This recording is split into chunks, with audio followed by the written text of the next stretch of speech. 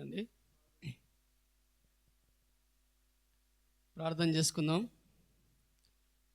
మహాపరిశుద్ధుడైన దేవా, పరలోక తండ్రి, మీ పరిశుద్ధమైన పాదాలకు, ఈ ఘనమైన నామానికి లెక్కలేని వందనాలు, స్తోత్రాలు నాయన ప్రభువా. ఈ యొక్క మహాదయగల కృపలో ఇదిగో నాయన 2000 నాయన ప్రభువా 24వ సంవత్సరం తండ్రి ప్రభువా. ఇదిగో తండ్రి నాయన ప్రభువా నాయన డిసెంబర్ మాసం తండ్రి 25వ తారీఖు నాయన ప్రభువా రాత్రికాలం వరకు నాయన ప్రభువా క్షేమకరంగా నాయన మమ్మల్ని కాచి భద్రపరిచి ఇదిగో తండ్రి నాయన ప్రభువా తిరిగి నాయన ఈ సమయంలో ప్రభువా నాయన కొద్ది నిమిషాలు ఈ సన్నిధికి నాయన ప్రభువా నడిపించి ఇదిగో తండ్రి నాయన ప్రభువా ఈ యొక్క జన్మదినాన్ని నాయన ప్రభువా ఇదిగో తండ్రి నాయన ప్రభువా పునస్కరించుకొని ఆనందించలాగున నాయన ప్రభువా మీరు మాకు చూపించిన గొప్ప ధన్యతను యోగ్యతను కృపను బట్టి నాయన నీకే స్తోత్రాలు వందనాలు నాయన ప్రభువా. ఇదిగో తండ్రి నాయన ప్రభువా నాయన మహామహిమను విడిచి నాయన ప్రభువా 2000 సంవత్సరాల పూర్వం ఇదిగో తండ్రి నాయన ప్రభువా ఈ భూమి మీదికి నాయన ప్రభువా మా పాపం నిమిత్తమైన నాయన ప్రభువా ఇదిగో తండ్రి నాయన ప్రభువా నాయన నాయన మమ్మల్ని నాయన రక్షించుటకు లోకాన్ని నాయన ప్రభువా మీరు వచ్చారు.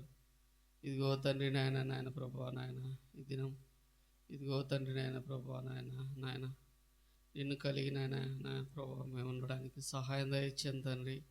ఇదిగో తండ్రి నాయన ప్రభువా ఈ కుడికి ఎంత ప్రభువా మీరే తోడుగుండండి. ఈ దాసు నాయన ప్రభువా మీ శిలువ జారిన మరుగుపరిచి ఇదిగో నాయన నాకు మాకు నాయన ఏ మాటలైతే అవసరం తండ్రి యొక్క మాటలైన ప్రభువా నీ దాసుని ద్వారా మీరు మాకు వినిపించండి. ఇదిగో నాయన రావాల్సిన మా ప్రియ సహోదరులైనా త్వరపెట్టి నడిపించండి. ఇదిగో నాయన ఈ రాత్రికాల సమయంలో ప్రభువా మంచి వాతావరణం దయచేయండి తండ్రి ప్రభువా అలా ఆత్మను బంధించండి. ఇదిగో తండ్రి నాయన ప్రభువా అనేక మంది నాయన ప్రభువా నాయన ఇక కూడికి నాయన ప్రభువా పాలు పంపులు పొందుకోవడానికి కృప చూపించండి. ఈ యొక్క ప్రాంతాన్ని మీరు దర్శించండి.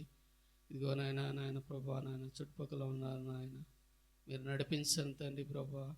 నీ యొక్క మాటలు విని నాయన ప్రభువా జీవం కలిగిన నాయన ప్రభువా ఇదిగో తండ్రి నాయన ప్రభువా ఇక మాటలు విని ప్రతి ఒక్కరు నాయన ప్రభువా నేను సేవించేవారుగా నేను ఉండడానికి సహాయం దయచేయండి తండ్రి.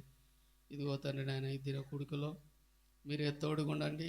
ఇదిగో నాయన ప్రభువా నీ యొక్క వాక్యం ద్వారా ఇదిగో నాయన ప్రభువా నాయన ఇదిగో నాయన మమ్మల్ని బలపరిచి ఇదిగో నాయన ప్రభువా నిన్ను పాటల ద్వారా నిన్ను స్తుతించడానికి నాయన ప్రభువా కృప చూపిస్తారని నజరుడైన యేసయ్య నామములో అడిగి వేడుకొంచున్నాం తండ్రి, ఆమేన్.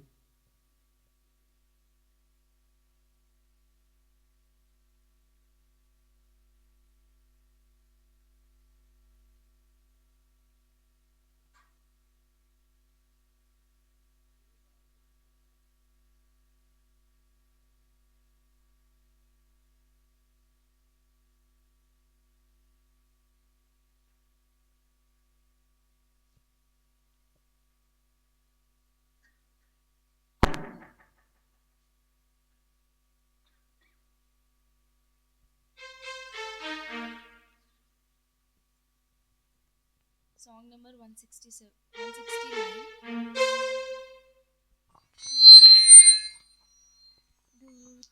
పాట పాడుడి రక్షకున్ స్తుతించుడి ఆ ప్రభుండు పుట్టెను బెత్లెహేమునందున భూజనంబుకెల్లను సౌఖ్య సంభ్రమ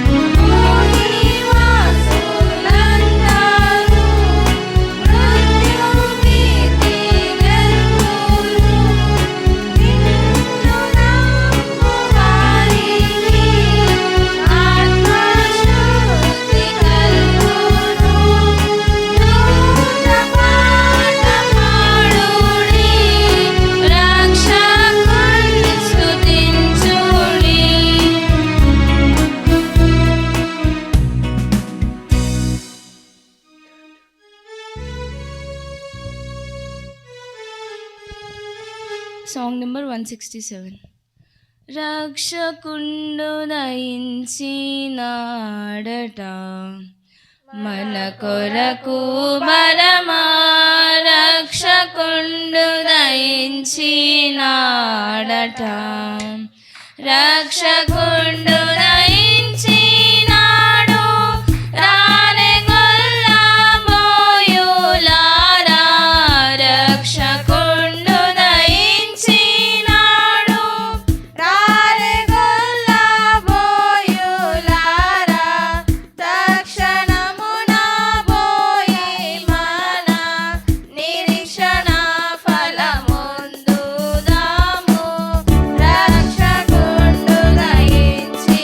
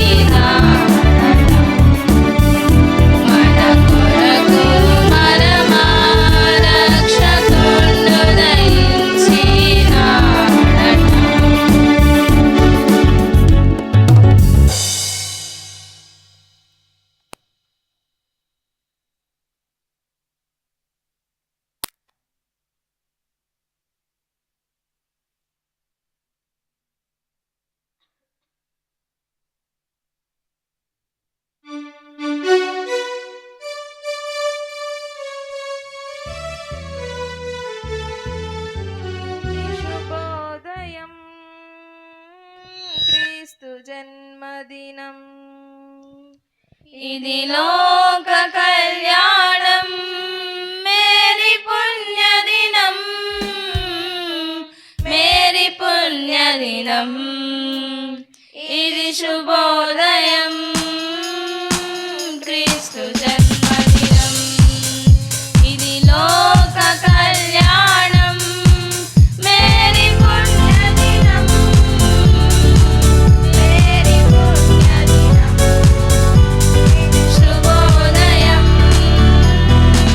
క్రీస్తు జన్మదినం.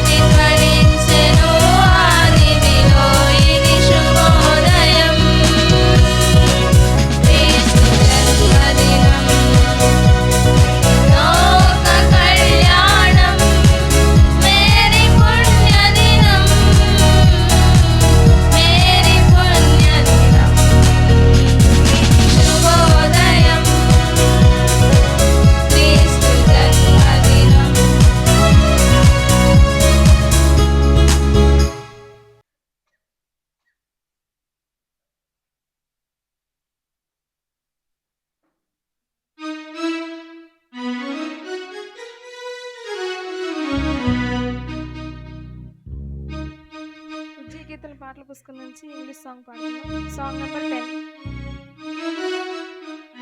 Joy to the world, the Lord is come. Let earth receive her King. Let every heart prepare him room. And heaven and nature sing, and heaven and nature sing, and heaven and nature sing. The world the sing. Let man their songs and fly. While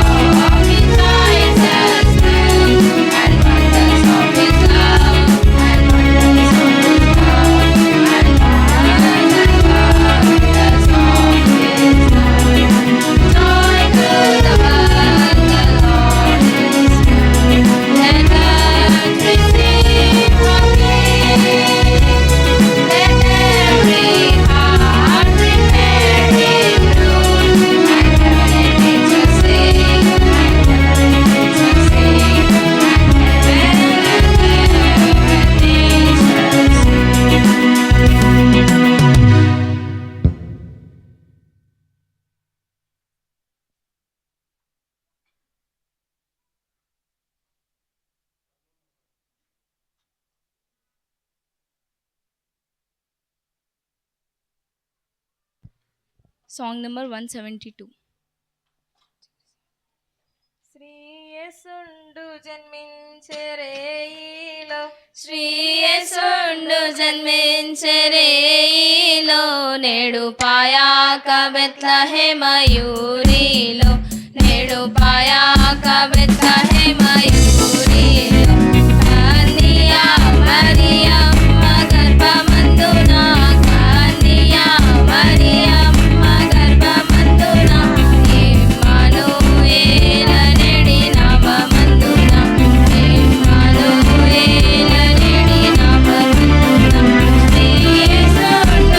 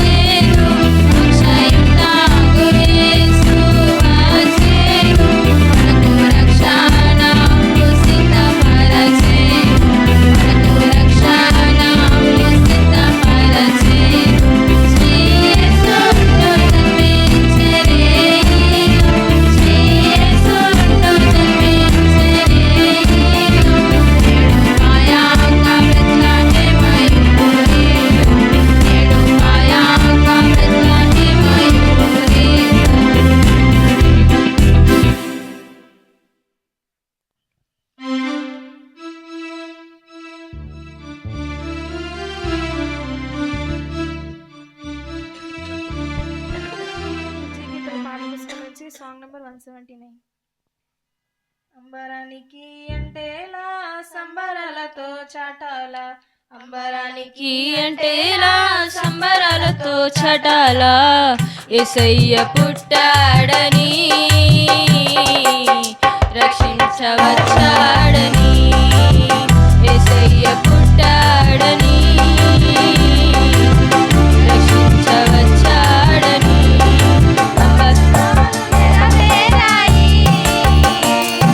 శ్రమ దినాలు ఇక పోయాయి ప్రవచనాలు నెరవేరాయి శ్రమ దినాలు ఇక పోయాయి విడుదల ప్రకటించే శిక్షను తప్పించే విడుదల ప్రకటించే శిక్షను తప్పించే యేసయ్య పుట్టాడని రక్షించవచ్చాడని యేసయ్య పుట్టాడని రక్షించవచ్చాడని దివిజనాలు సమకూరాయి ఘనస్వరాలు వినిపించాయి దివిజనాలు సమకూరాయి ఘనస్వరాలు వినిపించాయి పరముకు నడిపించే మార్గము చూపించే పరముకు నడిపించే మార్గము చూపించే యేసయ్య పుట్టాడని రక్షించవచ్చాడని యేసయ్య పుట్టాడని రక్షించవచ్చాడని సుమవనాలు పులకించాయి పరిమళాలు వెదజల్లాయి సుమవనాలు పులకించాయి పరిమళాలు వెదజల్లాయి ఇలలో నశించే జనులను ప్రేమించే ఇలలో నశించే జనులను ప్రేమించే యేసయ్య పుట్టాడని రక్షించవచ్చాడని యేసయ్య పుట్టాడని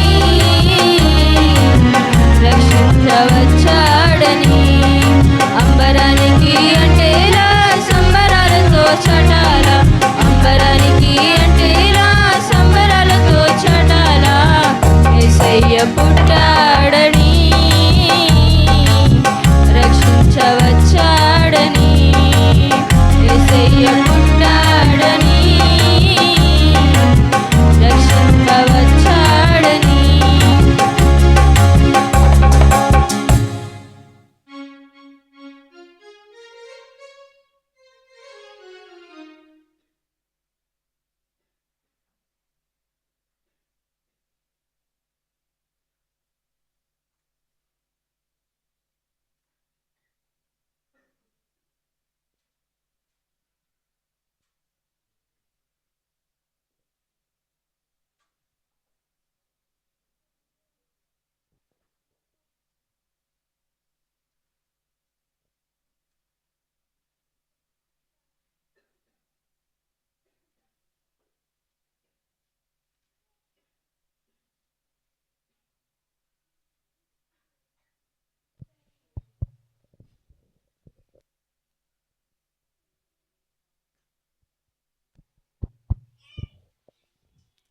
మంచిదండి. చక్కని పాటలు పాడి దేవుని మహిమపరిచిన యవన బిడ్డలకు నా వందనాలు.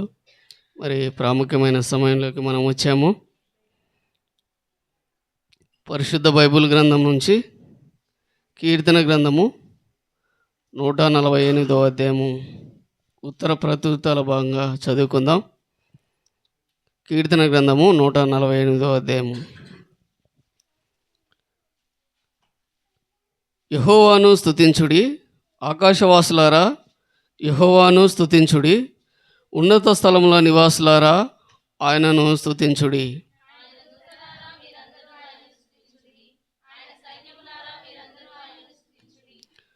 సూర్యచంద్రులారా ఆయనను స్తుతించుడి, కాంతిగల నక్షత్రములారా మీరందరూ ఆయనను స్తుతించుడి. పరమాకాశములారా ఆకాశము పైనున్న జలములారా ఆయనను స్తుతించుడి. యెహోవా ఆజ్ఞేయగా అవి పుట్టెను, అవి యెహోవా నామమును స్తుతించును గాక. ఆయన వాటికి నిత్య స్థాయిలుగా స్థిరపరిచి ఉన్నాడు. ఆయన వాటికి కట్టడ నియమించెను, ఏదియు దానిని అతిక్రమింపదు. భూమి మీదనున్న మకరములారా, అగాధ జలములారా, యెహోవాను స్తుతించుడి. అగ్ని వడగండ్లారా, హిమమా ఆవిరి, ఆయన ఆజ్ఞను నెరవేర్చు తుఫాను. పర్వతములారా, సమస్తమైన గుట్టలారా, ఫలవృక్షములారా, సమస్తమైన దేవదారు వృక్షములారా, మృగములారా, పశువులారా, నేలను ప్రాకు జీవులారా, రెక్కలతో ఎగురు పక్షులారా, భూరాజులారా, సమస్త ప్రజలారా, భూమి మీదనున్న అధిపతులారా, సమస్త న్యాయాధిపతులారా, యెహోవాను స్తుతించుడి.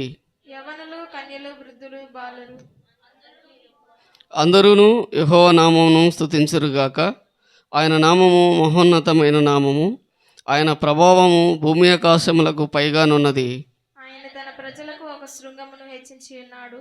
అది ఆయన భక్తులందరికీ ఆయన చెంత చేరిన జనులకు ఇశ్రాయేలుకును ప్రఖ్యాతికరముగా ఉన్నది.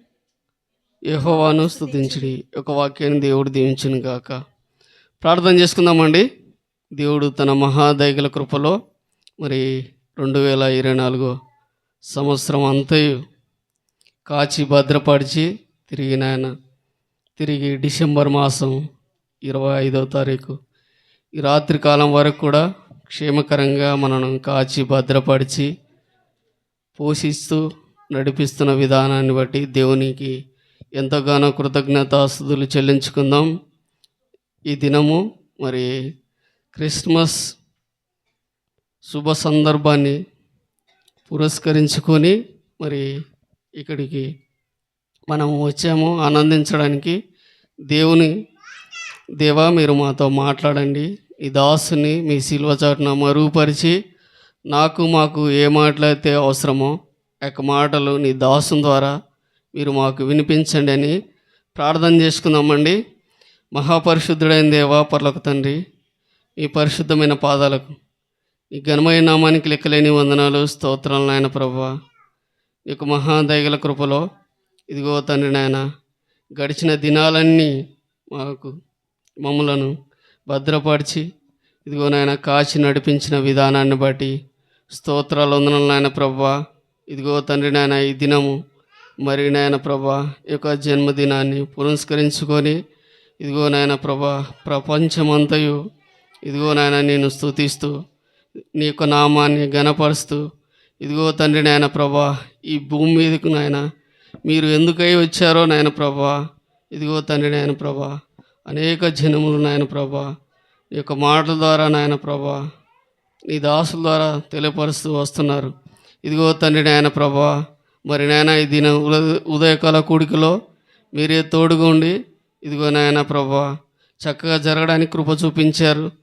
తిరిగి నాయన ఈ రాత్రికాల కూడికలో నాయన ప్రభా మీరే తోడుగా ఉండండి.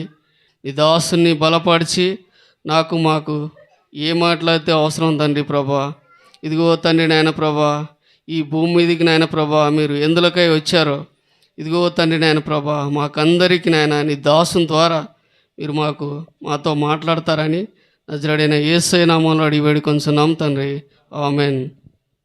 మంచిది. ఈ రాత్రికాల సమయంలో ఈ క్రిస్మస్ ఆరాధనకు కూడి వచ్చిన మీ అందరికీ యేసుక్రీస్తు నామములో నా హృదయపూర్వకమైన వందనాలు, శుభములు తెలియచేస్తా ఉన్నాను. చాలా సంతోషం. ఈ 2024 సంవత్సరంలో ఈ క్రిస్మస్లో ఈ రీతిగా కలుసుకోవడానికి ప్రభు మనందరికీ కూడా కృప చూపించారు. మీరు కొంచెం కొంచెం అలా లోపలికి కొంచెం అలాగ సదురుకొని కూర్చోండి దయచేసి. మరోలా అనుకోదు, ఈ పక్క కొంచెం స్థలం ఉంది, మీరు కొంచెం ఇలాగా సదురుకొని కూర్చోండి. ఇప్పటి వరకు కొంచెం ముందుకు కూడా వస్తే వచ్చేవారికి కొంచెం వెనకాల స్థలం ఉంటుందని నేను మనవి చేస్తూ ఉన్నాను. చాలా సంతోషం. యేసుక్రీస్తు పుట్టుక అనేటువంటిది మనకందరికీ పండుగ. యేసుక్రీస్తు పుట్టుక మనకు పండుగ. ఆయన పుట్టిన సందర్భముగా ఏం చేశారు, ఆయన మన కొరకై ఏమి ఏర్పాటు చేశారు, ఏమి సిద్ధపరిచారు అనేటువంటి విషయాలను మనం దేవుని వాక్యములో నుంచి విందాం. మన మధ్యలోకి దేవుని సేవకులు దైవజనులు జఫన్య గారు మన మధ్యలోకి రావడం చాలా సంతోషం. దైవజనులను ప్రేమతో ఆహ్వానిస్తూ వారికి ఈ సమయాన్ని అప్పగిస్తూ ఉన్నాను. వారు వచ్చి మనకి క్రిస్మస్ సందేశాన్ని అందిస్తారు. దయచేసి పిల్లలు, ఇది స్కూల్ కన్నా ఇంకా విలువైంది. మీరు స్కూల్లో అల్లరి చేయరు కదా. స్కూల్లో అల్లరి చేస్తే టీచర్స్ కొడతారు మిమ్మల్ని కదా. స్కూల్లో ఎలా కూర్చుంటారు? అస్సలు చుచ్చాప్ అంతే. ఎవరు కూడా అల్లరి చేయకూడదు. దేవుని సన్నిధి చాలా విలువైంది.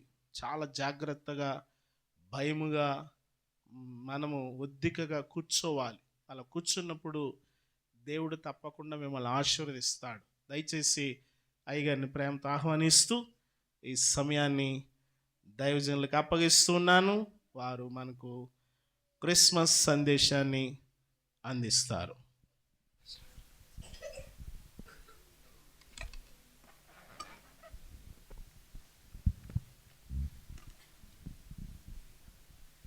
దేవునికి మహిమ కలుగును గాక.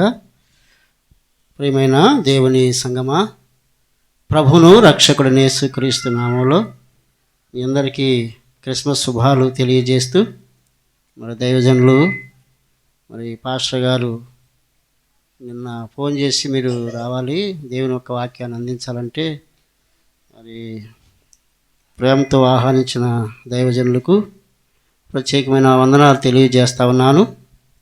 ప్రియమైన దేవుని సంగమా, దేవుని మాటలు మనం విందాం. మత్తయి సువార్త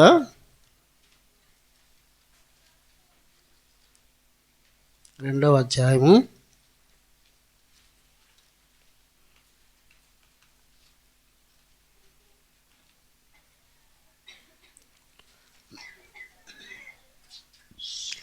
10-11 వచనాలు మీరు ఎవరైనా చదవాలని మనం చేస్తా ఉన్నాం. వారు ఆ నక్షత్రమును చూచి అత్యానంద భరితులై ఇంటిలోనికి వచ్చి తల్లి అయిన మరియను ఆ శిశువును చూచి సాగిలపడి ఆయనను పూజించి తమ పెట్టెలు విప్పి బంగారమును సాంబ్రాణిని బోలమును కానుకలుగా ఆయనకు సమర్పించిరి. దేవుడు తన మాటలను దీవించునుగాక. తలలో ఉంచుతాం, కళ్ళు మూసుకుందాం. ఒక్క నిమిషం మీ మనసులో ప్రభువా ఈ రాత్రి నాతో మీరు మాట్లాడండి అని ఎవరైతే అడుగుతారో వారితో దేవుడు మాట్లాడతాడు. కనుక ఈ సమయంలో అడుగుదాం. ప్రభువుని అడిగితే ఆశగున్న ప్రాణాన్ని తృప్తిపరుస్తానన్నాడు. కనుక వాక్యం కొరకు మనం ఆశగా ఉండాలి, దేవుని మాటల కొరకు. అప్పుడే మనం దీవించబడతాం. ప్రార్థన చేసుకుందాం. ప్రేమ నమ్మకమైన మా పరలోకపు తండ్రి, నీ ఘన శ్రేష్టమైన నాయనా ప్రభువా, ఉన్నతమైన నామాన్ని బట్టి నిన్ను స్తుతిస్తూ ఘనపరుస్తున్నాం దేవా. మరి ఇక అయా మరి ప్రభువా విశ్వాసులు ప్రార్థన మందిరములో దేవా మరి ప్రభువా మరి నీ యొక్క జన్మదినాన్ని జ్ఞాపకం చేసుకుంటూ దేవా చేరి వచ్చిన మమ్మల్ని అందరినీ దర్శించండి ప్రభువా. నీ వాక్యం ద్వారా మాతో మీరు మాట్లాడండి, బలపరచండి ప్రభువా. మమ్మల్ని ప్రభువా సంధించండి, సరిచేయండి, సరిదిద్దండి. నీ వాక్య సత్యములో మమ్మల్ని ప్రభువా బలపరచమని, నీ వాక్యం ద్వారా మా అందరితో మాట్లాడమని, చదివిన లేఖన భాగాల్ని మా కొరకు ఆశీర్వదించమని, నీవే మాట్లాడమని మా ప్రభును మా రక్షకుడైన యేసుక్రీస్తు నామములో స్తుతించి ప్రార్థించి వేడుకొనుచున్నాను తండ్రి, ఆమేన్. దేవునికి మహిమ కలుగును గాక. ప్రియమైన దేవుని సంగమా, దేవుని బిడ్డలారా, మరి మత్తయి సువార్తికుడు యేసుక్రీస్తు ప్రభుని ఎలా వర్ణించాడంటే రాజుగా వర్ణించాడు. యేసుక్రీస్తు ప్రభుని మరి మత్తయి సువార్తికుడు అంతా ఆయన యేసు ప్రభుని రాజుగా వర్ణించి రాశాడు. అందుకనే మనము చదివిన లేఖన భాగాల్లో మనం చూస్తే మరి తూర్పు దేశ జ్ఞానులు ఆ నక్షత్రాన్ని చూసి ప్రభువుని మరి ఆ శిశువుని అనగా యేసు ప్రభువుని మరి దర్శించటానికి, పూజించటానికి వాళ్ళు తూర్పు దేశం నుంచి బయలుదేరారు. ప్రియమైన దేవుని బిడ్డలారా, ఇక్కడ మనం చూసినట్టయితే జ్ఞానులు అని రాయబడింది. ఎవరంటే వీళ్ళు జ్ఞానులు. చూడండి, జ్ఞానులు ఎంత తెలివి ఉందో వీళ్ళకి. మనం చూసినట్టయితే మరి జ్ఞానం కావాలంటే ఎవరిని అడగాలి? దేవుణ్ణి అడగాలి. ఎవరికైనా జ్ఞానం కొద్దిగా ఉన్నలా వాడు దేవుణ్ణి అడగాలి, ప్రభువుని అడగాలి. అంటే సామెతల గ్రంథంలో కూడా మనం చూస్తాం, బుద్ధి జ్ఞానంలో సర్వసంపదలు ఆయన యందే గుప్తమై ఉన్నాయి. కనుక ఈ సమయంలో జ్ఞానులు మరి వాళ్ళు నక్షత్రాన్ని చూసిన వెంటనే ఏమనుకున్నారు? వాళ్ళు రాజు పుట్టాడు. ఎవరు పుట్టారు? రాజు. మన యూదా దేశంలో రాజు పుట్టాడని వాళ్ళు గమనించగలిగారు, వాళ్ళు తెలుసుకోగలిగారు. కనుక ప్రియమైన దేవుని బిడ్డలారా, దేవుడు మనల్ని జ్ఞానులుగా చేయాలని మరి ఆయన ఈ లోకానికి వచ్చాడు. అజ్ఞానంలోనూ అవివేకంలోనూ అంధకారమైన సంబంధమైన క్రియలతోనూ పాపంతోనూ నిండిపోయిన మనల్ని ఏం చేయాలనుకున్నాడు? జ్ఞానులుగా తీర్చిదిద్ది నిత్య రాజ్యానికి వెళ్ళటానికి ఆయన ఈ లోకానికి, మన కొరకు ఆయన ఈ లోకానికి వచ్చాడు. కనుక జ్ఞానులుగా తయారవ్వాలి. ఎలా తయారవ్వాలి? జ్ఞానులుగా తయారవ్వాలి, కానీ అజ్ఞానులుగా ఉండకూడదు. చూడండి, వీళ్ళు ధర్మశాస్త్రం తెలిసిన వాళ్ళు, జ్ఞానులు. కనుక వాళ్ళు ఏం చేశారంటే ఆకాశాన్ని, నక్షత్రాన్ని చూసి రాజు పుట్టాడు కనుక మనం వెళ్ళాలని వాళ్ళు ఏం చేశారు? ఆ తూర్పు దేశం నుంచి వాళ్ళు ప్రయాణమై మరి యోధా దేశానికి ప్రయాణమయ్యారు. వాళ్ళు ప్రయాణమైతే వాళ్ళు చూడండి, వాళ్ళు ఎంత చక్కగా ప్రయాణం ఏర్పాట్లు చేసుకున్నారో. మనం కూడా మరి ఏదైనా ఊరు వెళ్ళాలంటే చక్కటి ప్రయాణం ఏర్పాట్లు చేసుకుంటాం కదా. అన్నీ మరి వసతులు పెట్టుకుని ట్రైన్కి వెళ్ళాలంటే ట్రైన్కి, బస్సుకి వెళ్ళాలంటే బస్సుకి మన సిద్ధపాటు కలిగి ఉంటాం. కనుక జ్ఞానుల లక్షణం చూడండి, జ్ఞానులు ఏం చేశారంటే అన్నీ సిద్ధం చేసుకున్నారు. ఎన్ని నెలలు నడిచారో, ఎన్ని రోజులు నడిచారో నాకు తెలియదు, కానీ మరి వాళ్ళు ఒంటెల మీద అన్నీ సిద్ధం చేసుకున్నారు. వాటర్ సిద్ధం చేసుకున్నారు, ఆహారాన్ని సిద్ధం చేసుకున్నారు, ఒంటెలకి మరి ఆహారం సిద్ధం చేసుకున్నారు. అన్నీ సిద్ధం చేసుకుని వాళ్ళు ప్రయాణమై మరి యోధా దేశానికి ప్రయాణమయ్యారు. ప్రియమైన దేవుని బిడ్డలారా, వాళ్ళు వస్తూ మరి రాజు పుట్టాడు కదా. ఎవరు పుట్టారు? రాజు పుట్టాడు. కనుక రాజు ఎక్కడ పుడతాడు? రాజగృహంలోనే పుడతాడని ఈ జ్ఞానులు ఎవరింటికి వచ్చారు? ఏ రోజు రాజు దగ్గరికి వచ్చారు. ఏ రోజు రాజు దగ్గరికి వచ్చి అడిగినప్పుడు ఏ రోజు రాజు కలవరపడ్డాడు. కలవరపడి మరి శాస్త్రుల్ని, పరిసయ్యుల్ని పిలిపించి మరి రాజు ఎక్కడ పుడతాడు, ఎలా మరి ఈ రాజు పుట్టాడని వీళ్ళు వచ్చారు. కనుక శాస్త్రులారా మీరు మరి ధర్మశాస్త్రాన్ని తీసి చూడండి అని చెప్తే అందులోంచి వాళ్ళు తీసి చెప్తారు. అదంతా మీకు అందరికీ తెలుసు. మీకా గ్రంథంలో 5వ అధ్యాయంలో ఈ మాటలు ఉంటాయి. యోధా దేశం బెత్లెహేమా, నీవు యోధా ప్రధానంలో ఎంత మాత్రమైన అల్పదానమని కాదు అని చెప్పి మరి ఇశ్రాయేలుని ఏలబోయేవాడు నీలోంచి వస్తాడని అక్కడ మరి ప్రవచించిన ప్రవచనం లేఖనాలు చెప్పినప్పుడు మరి రాజు అంటాడు. చూడండి, రాజు ఏమంటాడంటే 8వ వచనం మనం చదువుదాం. మీరు వెళ్ళి ఆ శిశు విషయమై జాగ్రత్తగా విచారించి తెలుసుకునగానే నేనును వచ్చి పూజించినట్లు నువ్వు నాకు వర్తమానం తెండని చెప్పాను. వారిని బెత్లెహేమును పంపాను. చూసారా, నేనును పూజించ వచ్చేదనని మరి నాకు వర్తమానం తెండని వాళ్ళు మరి జ్ఞానులు పంపాడు. కనుక ఈయన పూజిస్తాడా?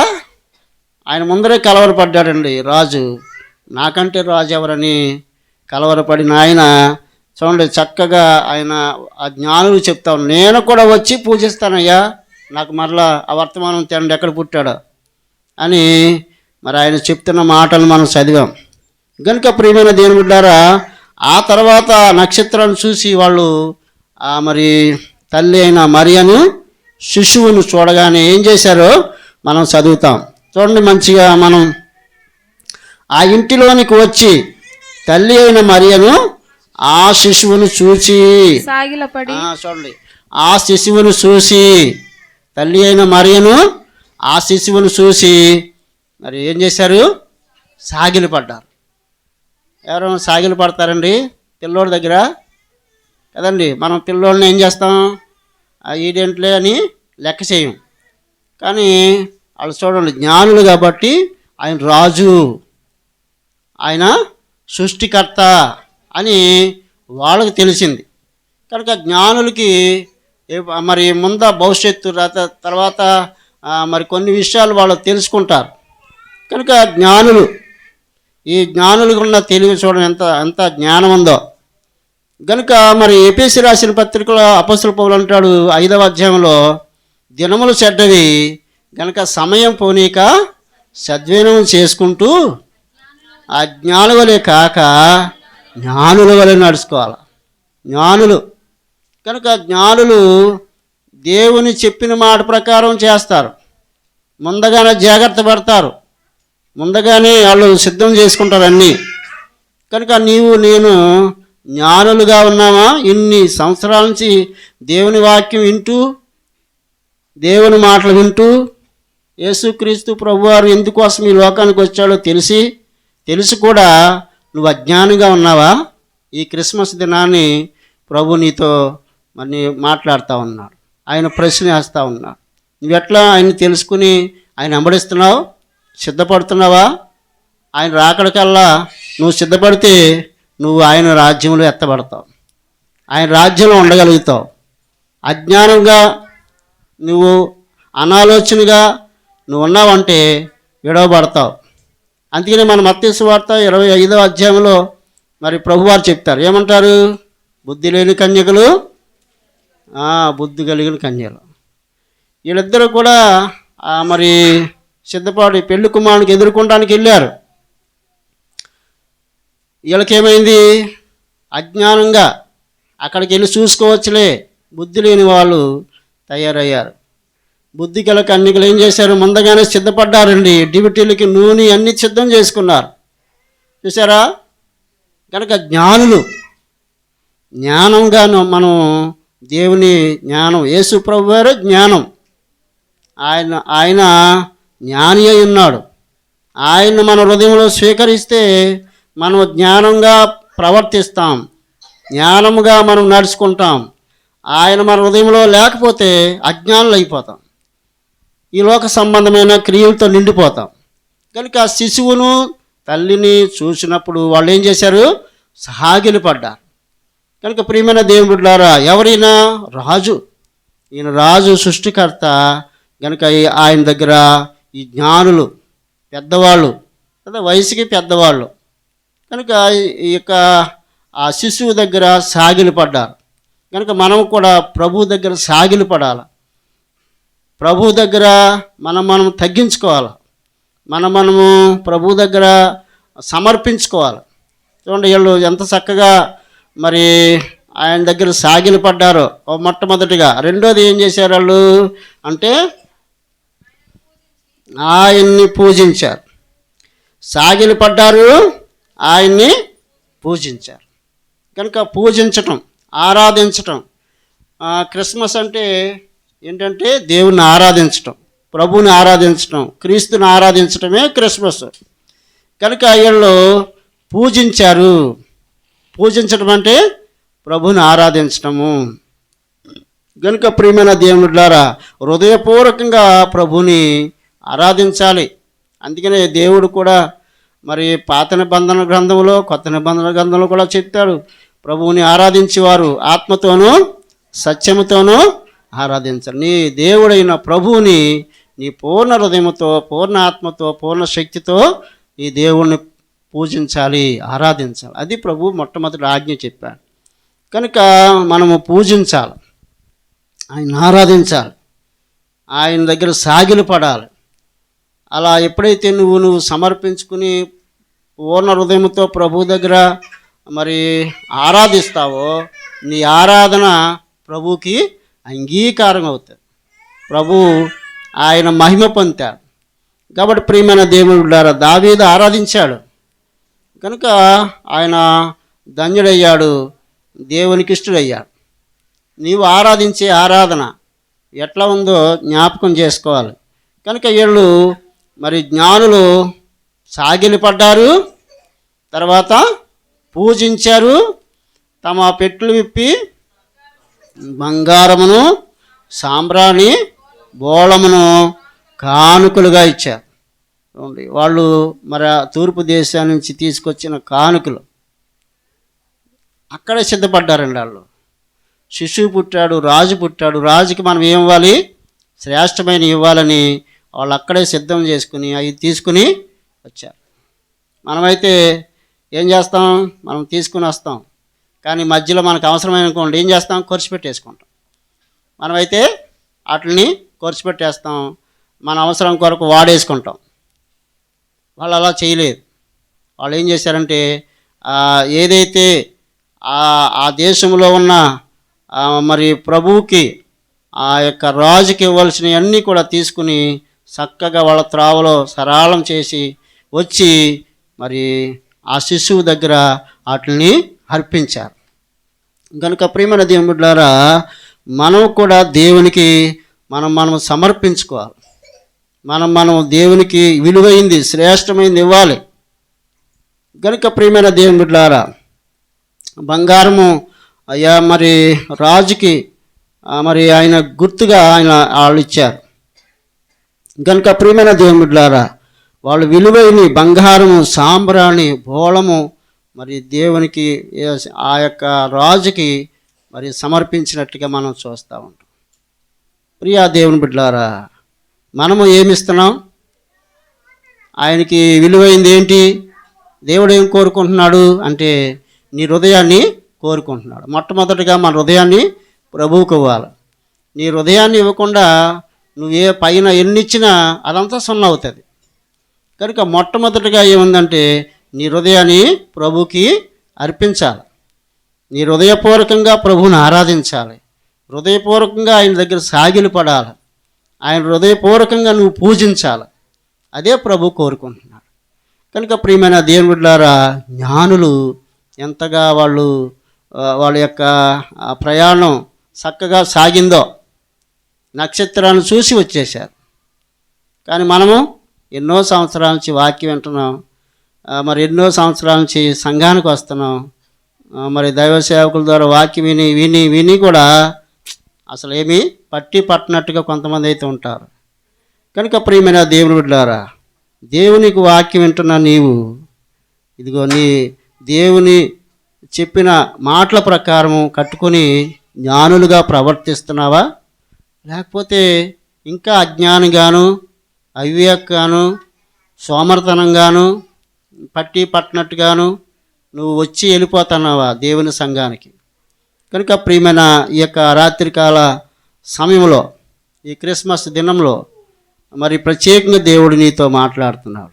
మరి ఒక ఉదాహరణ మీకు చెప్తాను.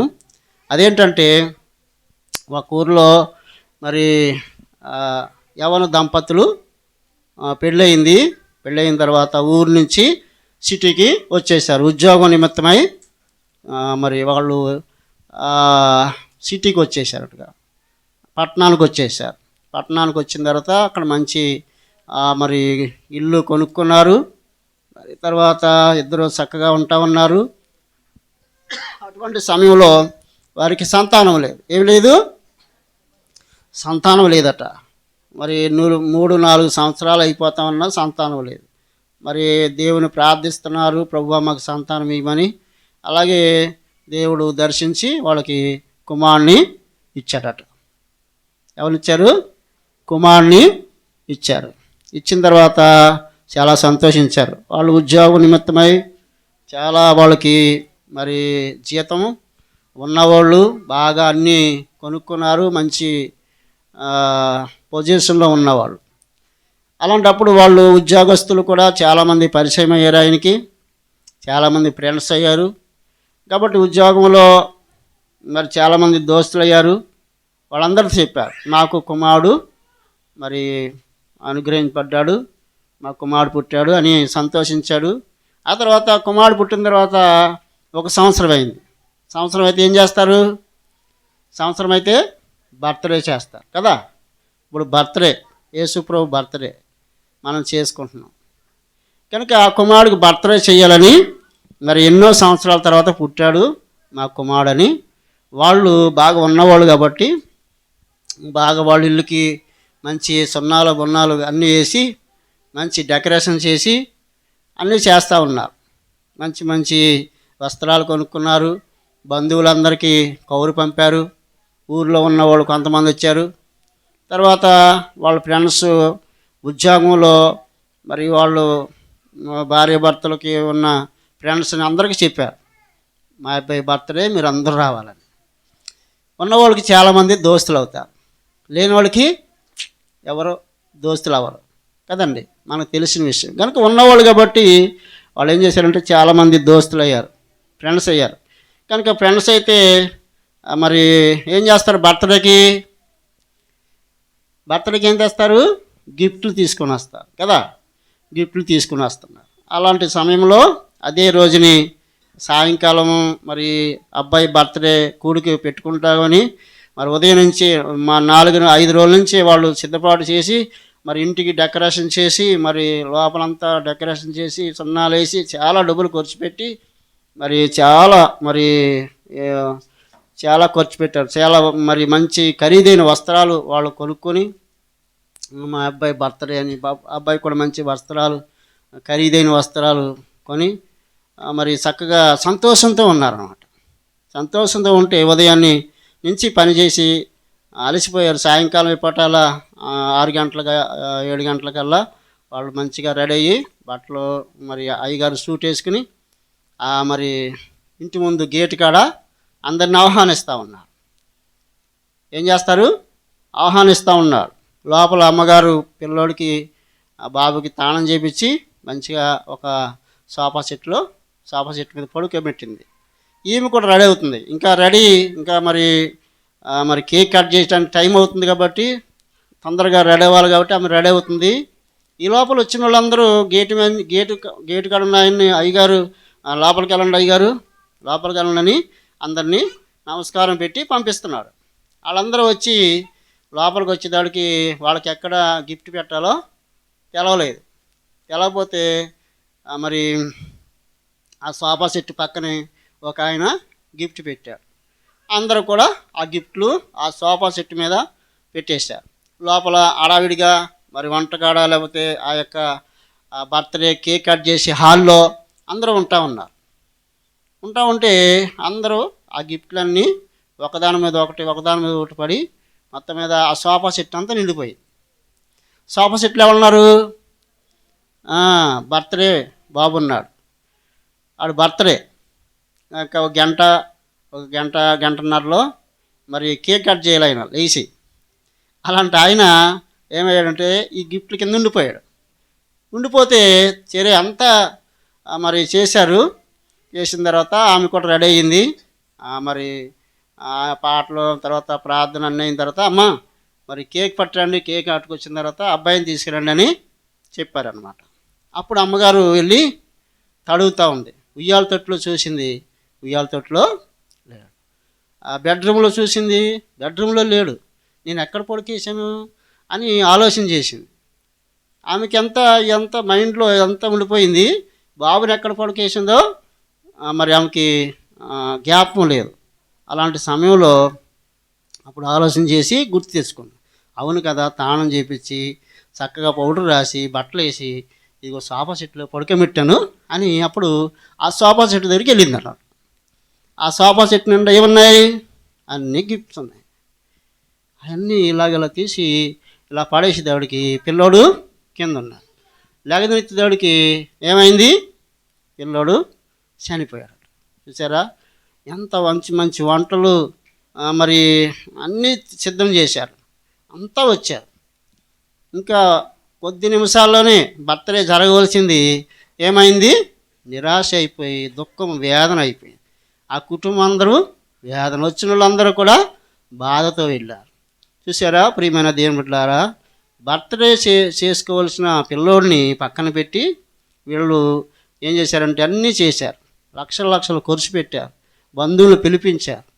కానీ చివరి సమయాన్ని ఆ పిల్లోడిని పోగొట్టుకున్నారు. ఈ రోజుల్లో కూడా ప్రియమైన క్రైస్తవ ప్రియ దేవుని సంగమా, క్రీస్తుని నువ్వు పక్కన పెట్టి, క్రీస్తుని నువ్వు మరి దూరం పెట్టి నువ్వే చేసినా అదంతా సున్నా. నువ్వు ఎంత కొత్త బట్టలు కొనుక్కున్నా, నువ్వు ఇంట్లో ఎంత సున్నం వేసుకున్నా, మరి ఇంటికి డెకరేషన్ చేసినా, నువ్వే చేసినా క్రీస్తుని హృదయంలో స్వీకరించకుండా ఉన్నట్టయితే అదంతా కూడా సున్నా అవుతుంది. ఎన్ని లక్షలు ఖర్చు పెట్టి మరి మంచి మంచి బట్టలు కొనుక్కొని మంచిగా నువ్వు పండుగ చేసుకున్నావు అనుకోండి, దానివల్ల క్రీస్తు సంతోషించడు. కనుక క్రీస్తుని కలిగిన కుటుంబంగా క్రీస్తుని అంగీకరించితే ప్రభు నిన్ను దీవిస్తాడు. కనుక ప్రియమైన దేవుడారా, ఈ యొక్క డిసెంబర్ 25వ తారీఖులో ప్రభు నీతో మాట్లాడుతున్నాడు. కనుక నువ్వు ఇంకా అజ్ఞానంలో ఉన్నావా? ఈ లోక సంబంధమైన విషయాల్లో మునిగిపోయావా? అందుకనే రోమపత్రికలో అపోస్తలుడు పౌలు చెప్తూ ఉంటాడు. చూడండి, రోమపత్రిక మనం ఎలా ప్రభుని హృదయపూర్వకంగా ఆరాధించాలో, కీర్తించాలో చెప్తూ ఉంటాడు. రోమపత్రిక 12వ అధ్యాయము మొదటి 2 వచనాలు చదువుకుందాం. కాబట్టి సహోదరులారా,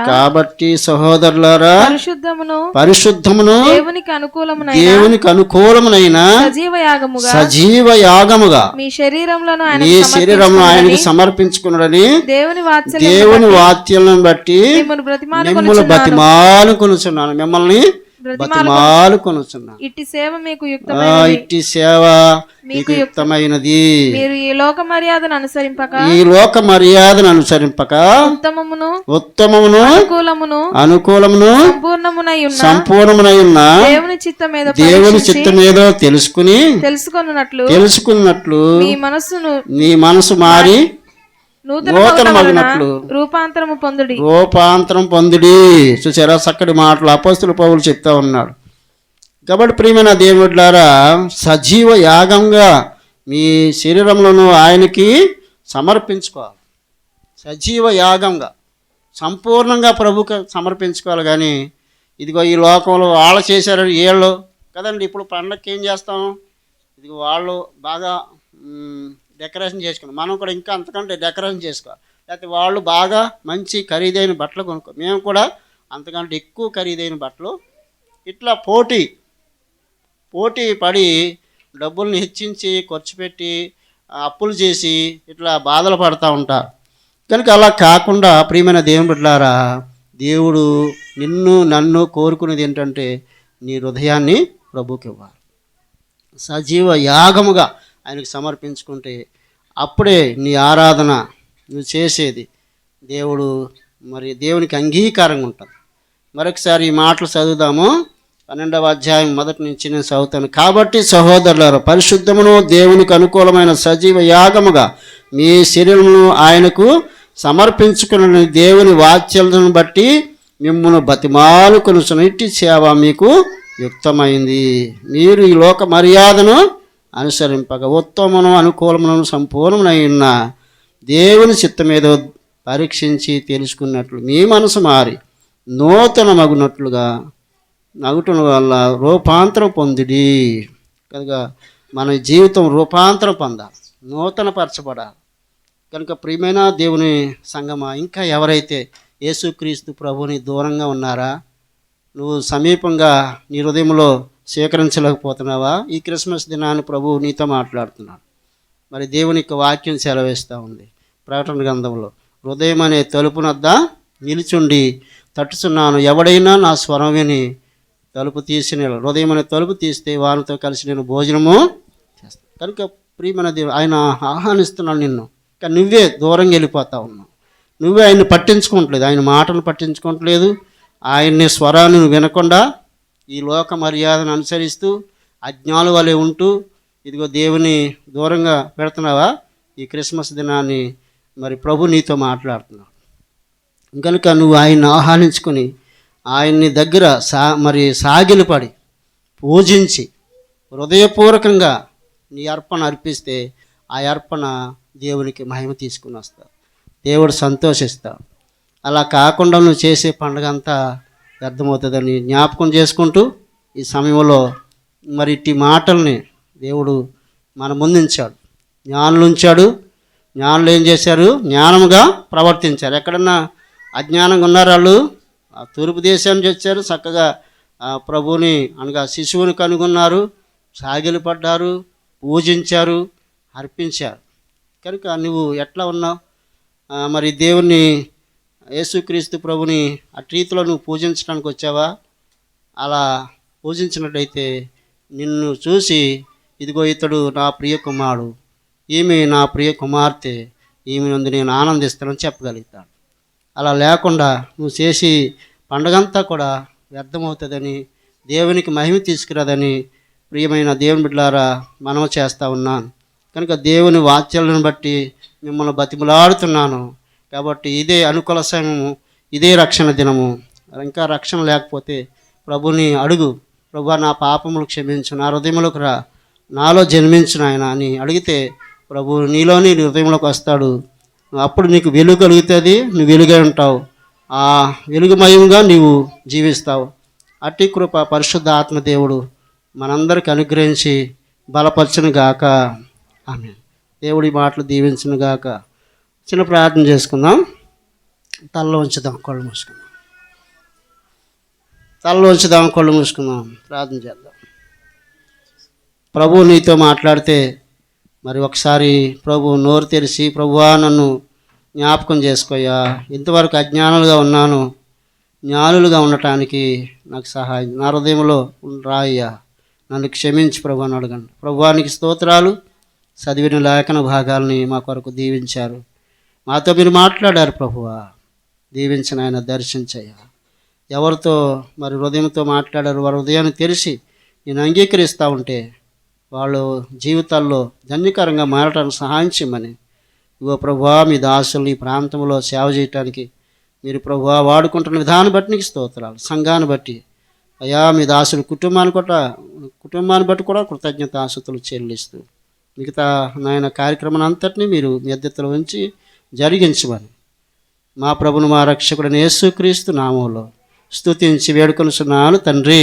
కానీ క్రిస్మస్ సందేశాన్ని మనం విన్నాం. ఒక 2 మాటలు నేను జ్ఞాపకం చేసి ప్రార్థన చేస్తాను. కేక్ కటింగ్, చిన్నపిల్లలు అల్లరి చేస్తూ ఉన్నారు, మీకు ఒక కేక్ ఇచ్చి పంపిస్తాను. అల్లరి చేయకుండా సైలెంట్గా ఉంటే క్రిస్మస్ కేక్ మీదే. చిన్నపిల్లలకి అర్థమైందా? చిన్నపిల్లలందరికీ కేక్ ఉంది. క్రిస్మస్ కేకు పెద్దవాళ్ళు మీరు అనుకుంటారు, మాకు లేదు పాస్టర్ గారు అంటారేమో. క్రిస్మస్ కేక్ని తర్వాత ఒక మంచి ప్రేమ విందు భోజనాలు ఏర్పాటు చేయబడ్డాయి. ఒక మాట నేను త్వరగా చెప్పి నేను ముగిస్తాను. యోహాను సువార్త 5వ అధ్యాయము 1 నుండి కొన్ని మాటలు చదువుకుందాం. అటు తర్వాత యూదుల పండుగ ఒకటి వచ్చెను గనుక యేసు యెరూషలేమునకు వెళ్ళెను. యెరూషలేములో గొర్రెల ద్వారం దగ్గర హెబ్రీ భాషలో బెతస్థానబడిన ఒక కోనేరు కలదు, దానికి 5 మంటపములు కలవు. ఆయా సమయములకు దేవదూత కోనేటిలో దిగి నీళ్లు కదిలించుట కలదు. నీరు కదిలింపబడిన పిమ్మట మొదట ఎవడు దిగునో వాడు ఎట్టి వ్యాధి గలవాడైనను బాగుపడును. గనుక ఆ మంటపములలో రోగులు, గురిటివారు, కుంటివారు, కాల్చేతులు గలవారు గుంపులుగా పడి ఉండిరి. అక్కడ 38 ఏళ్ల నుండి వ్యాధి గల ఒక మనుష్యుడు ఉండెను. యేసు వాడు పడి ఉండుట చూచి వాడప్పటికి బహుకాలం నుండి ఆ స్థితిలో ఉన్నాడని ఎరిగి స్వస్థపడగోరుచున్నావని వాడిని అడుగగా, ఆ రోగి అయ్యా నీళ్లు కదిలింపబడినప్పుడు నన్ను కోనేటిలోకి దించుటకు నాకు ఎవడనూ లేడు, గనుక నేను వచ్చినంతలో మరి ఒకడు నాకంటే ముందుగా దిగునని ఆయనకు ఉత్తరం ఇచ్చాను. యేసు నీవు లేచి నీ పరుపును ఎత్తుకొని నడుమని వానితో చెప్పగా వెంటనే వాడు స్వస్థత నుండి తన పరుపు ఎత్తుకొని నడిచాను. ప్రేమ కలిగిన మా తండ్రి జీవాధిపతి, మీ మాటలు స్వచ్ఛమైనవి, నిత్య జీవము కలిగినవి. నీ మాట మా జీవితాలకు ఎంతో ఆశీర్వాదమునివ్వగలవు. మీ దాసుల ద్వారా ఎంతవరకు మీరు అందించిన స్వచ్ఛమైన మాటలను బట్టి వందనాలు తెలియచేస్తూ నేను బలహీనుడని ఒప్పుకుంటూ మాకు కావాల్సిన వాటిని వినిపించండి. యేసు నామములో అడుగుచున్నాం తండ్రి, ఆమేన్. మంచిది. ప్రభునందు ప్రియమైన వాళ్ళరా, మీ అందరికీ కూడా క్రిస్మస్ శుభాకాంక్షలు. I wish you happy Christmas. మీ అందరికీ కూడా క్రిస్మస్ శుభాకాంక్షలు తెలియచేస్తా ఉన్నాను. యేసుక్రీస్తు ప్రభువారు ఈ భూమి మీదకి ఎందుకు వచ్చాడు? యేసుక్రీస్తు ప్రభువారు ఈ భూమి మీదకి రావడానికి ఒక ఉద్దేశం ఉన్నది. ఇక్కడున్న మనం అందరం కూడా వినండి, నా మాటలు వినండి. ఇక్కడ ఉన్న మనం, ఈ రామారంలో ఉన్న మనం, ఈ హైదరాబాద్లో ఉన్న మనం, ఈ తెలంగాణలో మనం అందరము కూడా ఈ భూమి మీదకి రావడంలో దేవునికి ఒక ప్రత్యేకమైన ఉద్దేశం ఉంది. ప్రతి ఒక్కరి పట్ల దేవునికి ఒక ప్రత్యేకమైన ఆలోచన ఉంది. ప్రతి ఒక్కరి పట్ల దేవునికి ఒక ప్రత్యేకమైనటువంటి శ్రద్ధ ఉంది. నీ విషయంలో, నా విషయంలో దేవునికి ఒక ఖచ్చితమైనటువంటి ఆలోచన ఉన్నది. దేవుడు తప్పకుండా ఒట్టిగా ఒక మనిషిని దేవుడు ఈ భూమి మీదకి పంపించలేదు. వ్యర్థముగా దేవుడు ఒక మనిషిని భూమి మీదకి పంపించలేదు. కొన్నిసార్లు కొంతమందిని చూసి ఏమనుకుంటా ఉంటామంటే, వీళ్ళతో ఏగలేక సస్తున్నాను, వీళ్ళతో బతకడం కష్టమైపోతుంది, వీళ్ళ వల్ల చాలా బాధపడుతున్నానని చెప్పేసి వాళ్ళని గురించి వీళ్ళని గురించి అనుకుంటూ ఉంటాం. ప్రభునందు ప్రియమైన వాళ్ళని గమనించండి, దేవుడు మనల్ని ఒక ఉద్దేశంతో పుట్టించాడు. అంత మాత్రమే కాదు, అలాగుననే యేసుక్రీస్తు ప్రభువారు కూడా ఈ లోకంలోకి రావడంలో గల ఒక ఉద్దేశం ఉన్నది. యేసుక్రీస్తు ప్రభువారు ఆయన 2000 సంవత్సరాల క్రితం ఆయన ఈ భూమి మీదకి వచ్చారు. ఆయన దేవుని కుమారుడు, దేవునితో సమానమైనటువంటి హోదా కలిగినటువంటి వాడు. అయితే ఆయన ఈ భూమి మీదకి ఒక ఉద్దేశంతో వచ్చాడు. ఆయనకి ఒక ఉద్దేశం అనేది ఏంటంటే, ఆయన మానవులు, ఈ భూమి మీద పుట్టినటువంటి మానవులు, ఆదాము అవ్వల ద్వారా ఈ భూమి మీదకి వచ్చినటువంటి మనుషులంతా కూడా వారు తమ మార్గాలను చెడిపివేసుకున్నారు, తమ త్రోవలను పాడు చేసుకున్నారు, తమ ఆలోచనలను పాడు చేసుకున్నారు. ప్రసంగి గ్రంథములో ఒక మాట ఉంటుంది, అది ఏమని ఉంటుందంటే, దేవుడు మనుషులను యథార్థవంతులుగా పుట్టించాడంట. చూడండి, దేవుడు మనుషులను ఎలాగ ఈ భూమి మీదకి పంపించాడంటే, యథార్థవంతులుగా, మంచివారిగా, పరిశుద్ధులుగా, నీతిమంతులుగా, ఏ అపవిత్రత ఎరగనటువంటి వారిగా యేసుక్రీస్తు ప్రభువారు దేవుడు ఈ భూమి మీదకి మనుషులను పంపించారు. చూడండి, తల్లి గర్భంలో నుండి వచ్చినటువంటి ఒక చిన్న పసికందుకి ఏమీ తెలియదు, చాలా మంచివాడు, చాలా పరిశుద్ధుడు, నమ్మకమైన వాడు, శ్రేష్ఠుడు, గనుడు. అయితే ఒక వయసు వచ్చాక ఆ వ్యక్తిలో మార్పులు వచ్చేస్తూ ఉంటాయి. ప్రభునందు ప్రియమైన వాళ్ళరా, ప్రతి మానవుడు కూడా ఈ భూమి మీదకి వచ్చినప్పుడు పరిశుద్ధుడు. అక్కడ ఏమని ఉంటుందంటే, దేవుడు మనుషులను యథార్థవంతులుగా పుట్టించాడు. అయితే వారు వివిధమైన తంత్రాలు కల్పించుకున్నారు అనే మాట ఉన్నది. మనము త్రోవలను ఎలాగ పాడు చేసుకున్నామంటే, మనమే తంత్రాలు కల్పించుకున్నాం. తంత్రాలు వాళ్ళు వీళ్ళు కలిగించలేదు.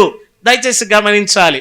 ఇటువంటి మార్గము తప్పిన మనుషులను తిరిగి బాగు చేయడానికి, మార్గములో పెట్టడానికి, సరి అయినటువంటి త్రోవలోకి నడిపించడానికి యేసుక్రీస్తు ప్రభువారు ఈ భూమి మీదకు వచ్చారు. ఆయన ఎందుకు వచ్చారంటే, కొన్ని మాటలు ఉన్నాయి బైబిల్లో. పాపులను రక్షించుటకు వచ్చారు, బీదలకు సువార్తను ప్రకటించడానికి వచ్చారు, అపవాది క్రియలను లయపరచడానికి వచ్చారు, లోకమును రక్షించడానికి వచ్చారు, దేవుని రాజ్య సువార్తను ప్రకటించడానికి వచ్చారు, పరిచారం చేయడానికి వచ్చారు, దేవుని చిత్తాన్ని నెరవేర్చడానికి వచ్చారు, అపవాదిని మరణము ద్వారా నశింప చేయుటకు వచ్చారు, ఆత్మీయ అంధుల యొక్క కళ్ళను తెరవ చేయడానికి వచ్చారు, నశించిన దానిని వెదకి రక్షించడానికి వచ్చారు, ధర్మశాస్త్రము నుండి ధర్మశాస్త్ర శిక్ష నుండి తప్పించడానికి వచ్చారు. యేసు ప్రభు వారు ఎందుకు వచ్చారు? మనం ఇది ఆలోచన చేయాలా.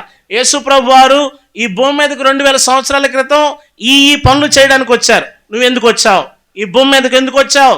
ఈ భూమి మీద ఏదో బతకాలా, 4 ఇళ్ళు కట్టుకోవాలా, కొద్దిగా సంపాదించాలా, బిడ్డలకి ఇచ్చి వెళ్ళిపోవాలా? ఎవడో ఒకడు అంటున్నాడు, 7 తరాలకి సంపాదించి చచ్చిపోయాడు అంట. ఒకడు ఎన్ని తరాలకి? 7 తరాలకి సంపాదించాడు, చచ్చాడు. 3వ తర్వాతకి నీ ముని మనవుడికి నువ్వెవడో తెలియదు, నీ ఫోటో పట్టించుకోడు, దానికి బుజు పడుతుంది, దాన్ని ఇసిరేస్తారు. కొంతమంది సంపాదించి కూడబెట్టి ఎవరికో ఇచ్చి వెళ్ళిపోతావు. నీ గురించి నువ్వు ఆలోచించాయో, నీ గురించి నువ్వు ఏమాత్రం కూడా నువ్వు పట్టించుకోవు. నువ్వు సంపాదించాలా, నువ్వు బాగుండాలా, నువ్వు కూడబెట్టుకోవాలా, నువ్వెవరికో ఇచ్చేసి వెళ్ళిపోవాలా? దయచేసి గమనించు. నువ్వు ఈ లోకములోకి ఎందుకు వచ్చావు? యేసుక్రీస్తు ప్రభువారు ఎందుకు వచ్చాడంటే, ఇవన్నీ చేయడానికి వచ్చాడు. మనం ఎందుకు వచ్చాం? మనం కూడా మన మార్గాల్లో తప్పిపోయినప్పుడు ఆ మార్గాల్లో నుండి యేసుక్రీస్తు ప్రభు యొక్క పిలుపు అందుకొని తిరిగి మరలా మనం వెనక్కి వచ్చి ఆయన మార్గంలో నడవాలని యేసుక్రీస్తు ప్రభు వారి యొక్క పిలుపు. ఆయన ఎందుకు వచ్చాడు? చాలా విషయాలు చెప్తా వచ్చాను. ఇంకో కొన్ని మాటలు చెప్తాను. యేసు ప్రభు వారు ఎందుకు వచ్చాడో వినండి దయచేసి. లోక పాపమును మోసుకొని పోవడానికి వచ్చారు. యేసుక్రీస్తు ప్రభు వారు ఎందుకు వచ్చారు? సమస్తమును తెలియచేయడానికి వచ్చారు. ధర్మశాస్త్ర సంబంధమైన నీతి విధిని నెరవేర్చడానికి వచ్చారు. నలిగిన వారిని విడిపించడానికి వచ్చారు. చెరలో ఉన్న వారికి విడుదలను ఇవ్వడానికి వచ్చారు. ఏమండి? హితవత్సరాన్ని ప్రకటించడానికి వచ్చారు. దుఃఖాక్రాంతులందరినీ ఓదార్చడానికి వచ్చారు. నిత్య జీవం ఇవ్వడానికి వచ్చారు. వీటిలో ఒక మాట, ఆయన మానవుల యొక్క రోగములన్నిటినీ బాగు చేయడానికి వచ్చారు. ఇక్కడ ఒక వ్యక్తి 38 సంవత్సరాల నుంచి ఓ చెరువు దగ్గర పడిపోయినాడంట. ఎక్కడ? ఆ చెరువు పేరేంటంటే బెతస్తా. దానికి 5 గేట్లు ఉన్నాయి, 5 ద్వారాలు ఉన్నాయి. బెతస్తా అనేటువంటి మాటకు అర్థం ఏంటంటే కరుణగల గృహము, కరుణగల ఇల్లు. ఆ ఇంటి దగ్గర ఆ కోనేటిలో నీళ్లు ఉన్నాయి. దయచేసి నా మాటలు వినండి, నేను మిమ్మల్ని ఎక్కువ ఇబ్బంది పెట్టను, నేను ముగించేస్తా. ఆ కోనేటిలో నీళ్లు ఉన్నాయి. నీళ్లు అప్పుడప్పుడు, ఎప్పుడో తెలియదు, అప్పుడప్పుడు నీళ్లు కదులుతాయంట.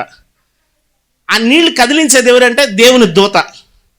ఆ నీళ్లు కదిలినప్పుడు ఎవరైతే ముందు ఆ కోనేటిలో దిగుతారో వాళ్ళు ఎలాంటి జబ్బున్నా, ఎలాంటి రోగమున్నా, ఎలాంటి శరీర బలహీనత ఉన్నా వెంటనే బాగుపడిపోతారు.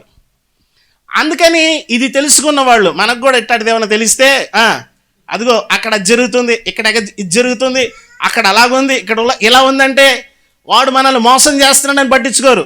ఎగేసుకుని వెళ్ళిపోయి వాడు ఏమంటాడంటే అమ్మ 10,000 ఖర్చు అవుద్ది అంటాడు. నీకేదో మేలు చేసేవాడు నేను 10,000 అడిగాడంటే వాడు నీకు మేలు చేయడు. నీకేదో చేస్తాననేవాడు నీ దగ్గర నుండి ఏదైనా అడిగాడంటే వాడు నీకు మేలు చేయడు. యేసుక్రీస్తు ప్రభు వారు నీకేదో చేస్తానని ఆయన చెప్పినప్పుడు నీ దగ్గర నుండి ఏమీ ఆశించడు. యేసుక్రీస్తు ప్రభు వారు నీకేదో చేస్తానన్నప్పుడు ఆయన నీ కొరకు ప్రాణం పెట్టాడు. ఆయన నీ కొరకు చేసింది ఏంటంటే ఇదిగో నేను చెప్పాను ఒక లిస్టు, అవన్నీ కూడా మనుషుల పట్ల ఆయన జరిగించాడు. ప్రభునందు ప్రియమైన వాళ్ళ, ఆ కోనేటిలో నీళ్లు ఉన్నాయి. నీళ్ళు అప్పుడప్పుడు కదులుతాయంట. అప్పుడప్పుడు కదిలినప్పుడు ఎవడైతే ముందు దూకేస్తాడో, దబేలని దూకేసినోడు ఆడు ఆ జబ్బులోంచి బయటపడి అమ్మాయి అనుకుని ఇంటికి వెళ్ళిపోతాడు. అక్కడ ఒకడు పడున్నాడు. వాడి వయసు ఎంతో తెలియదు కానీ 38 సంవత్సరాల నుంచి అక్కడ పడున్నాడంట. ఎన్ని సంవత్సరాలు? 38 సంవత్సరాలుగా ఒక కోనేటి దగ్గర ఒకడు పడి ఉన్నాడు. దయచేసి గమనించండి, ఈ విషయాలు గమనించండి. 38 సంవత్సరాల నుంచి పడిన వ్యక్తిని స్వస్థపరచడానికి యేసుక్రీస్తు ప్రభువారు వచ్చారు. ఏమండి? అతని వయస్సు కాదు, రోగము యొక్క వయసు 38 సంవత్సరాలు. ఏమండి? ఆ రోగము నుండి ఆయన బాగుపడదామని అనుకోవట్లేదు. అంటే 38 సంవత్సరాల నుంచి అక్కడ పడున్నాడంటే రోజు వాడికి ఎవడో క్యారేజ్ తెచ్చిస్తున్నాడు. ఆడు తింటున్నాడు, కోనేటి దగ్గర ఉంటున్నాడు. కొంతమంది వారు తమ జీవితాన్ని బాగు చేసుకుందామనుకొని ఇష్టపడరు. కొంతమంది వారి జీవితాలు మార్చుకుందామని అనుకోరు. ఏమండి? కొంతమందికి తాగడమే ఒక మంచి ఆలోచన, కొంతమంది అసహ్యంగా బ్రతకడమే ఒక మంచి ఆలోచన. ఏమండి? కొంతమంది అక్కడే పడి ఉంటారు, దాంట్లోనే ఉంటారు. నేను మొన్న ఇక్కడి నుంచి వస్తూ ఉంటే నాకు అక్కడ ఒక ఇద్దరు కనపడ్డారు. ఈ వైన్ షాప్ కాడ, మన రామారావు వైన్ షాప్ కాడ ఒక తల్లి కొడుకు ఇద్దరు కూర్చొని తాగుతున్నారు. ఒక తల్లి కొడుకు. నేను ఎంత బాధపడ్డాను తెలుసా చూసి. ఒక తల్లి కొడుకు, ఆ కుటుంబంలో నెమ్మది ఉంటుందా? ఆ కుటుంబంలో సంతోషం ఉంటుందా? ఇది మంచిది అనుకుంటున్నారు, ఇది మంచిది, ఇది ఆరోగ్యకరమైంది, ఇది మంచిది, ఇది మంచి పని అనుకుంటున్నారు. ఆ కుటుంబంలో నెమ్మది ఉండదు, ఆ కుటుంబంలో సమాధానం ఉండదు. ఇదిగో మీకు ఈ మాటలు నిలబడి చెప్తున్నా. ఒకరోజు నేను కూడా మీకులా తాగేవాడిని. యేసుక్రీస్తు ప్రభు నన్ను దర్శించక నా జీవితం మారిపోయింది. ప్రభునందు ప్రియమైన వాళ్ళరా, నేను కూడా ఆ కోనేటి దగ్గర పడ్డట్టుగా పడి ఉన్నాను. ఆయన నా దగ్గరకు వచ్చి స్వస్థపరగొడుచున్నావా, బాగుపడాలనుకుంటున్నావా? యేసుక్రీస్తు ప్రభు ఎందుకు వచ్చాడు తెలుసా? మనందరితో బాగుపడాలనుకుంటున్నారా? మిమ్మల్ని బాగు చేయడానికి వచ్చాను. మీకు బాగుపడాలని ఆశ ఉందా? ట్రీట్మెంట్ తీసుకోవాలని ఆశ ఉందా? మీకు బాగుపడాలి, నేను బాగవ్వాలని ఆశ ఉందా? నీకున్న అలవాట్ల నుంచి బయటకు రావాలని ఆశ ఉందా? క్రిస్మస్ పండగ అంటే ఏంటో తెలుసా? ఇదిగో నువ్వు బాగుపడమే పండగ. నువ్వు బాగుపడకపోతే పండగ ఏముంది? నీ ఇల్లంతా బూజుతో, గలీజ్తో, అసహ్యతతో నిండిపోతే ఏం పండగ? బాగు చేసుకోవాలి. పండగ అంటే బాగు చేసుకోవాలి. జీవితాన్ని బాగు చేసుకోవడమే పండగ. హృదయాన్ని బాగు చేసుకోవడం, ఇతరుల గురించి మంచిగా ఆలోచించడమే పండగ. ఇతరుల గురించి మనమేడ మంచిగా ఆలోచిస్తాం? ఇతరుల గురించి మంచిగా ఎందుకు ఆలోచన చేయలేకపోతున్నాం? దాని నుండి మనిషిని బయటికి తీసుకురావడానికి యేసు ప్రభు వచ్చారు. కొన్నిటి దగ్గర పడున్నాడంట 38 సంవత్సరాల నుంచి. ఎరా స్వస్థపడగోరుచున్నావు, బాగుపడాలనుకుంటున్నావు అంటే ఏమన్నాడు ఒకసారి చదవండి. ఆయన ఏమంటున్నాడు? యేసు వాడు పడి ఉండట చూచి 6వ వచనంలో వాడు బహుకాలముగా అక్కడ ఉన్నాడని ఎరిగి స్వస్థపడగోరుచున్నావా అంటే వాడు, అయ్యా నేను కోనేట్లో దిగాలనుకుంటున్నాను కానీ దించడానికి నాకు ఎవడూ లేడు అంటున్నాడు. ఇటు రోజు క్యారేజ్ తింటున్నాడుగా. నేను అనుకుంటాను, వినండి నా మాట, వాడు రోజు అంగుళం దేకినా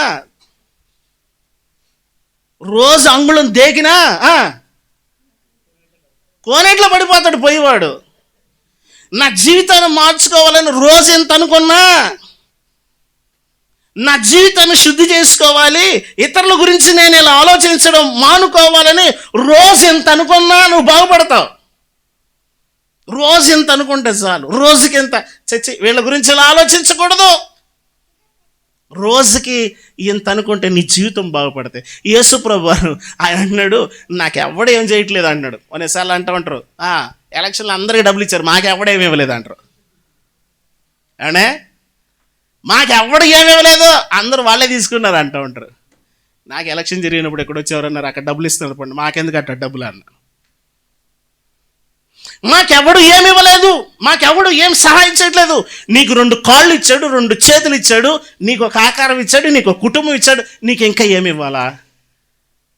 ఏం కావాలా? మాకెవడేమీ లేదు, మాకు వాళ్ళేమి ఇవ్వలేదు, వీళ్ళేమి ఇవ్వలేదు. ఎవరిస్తారు నీకు?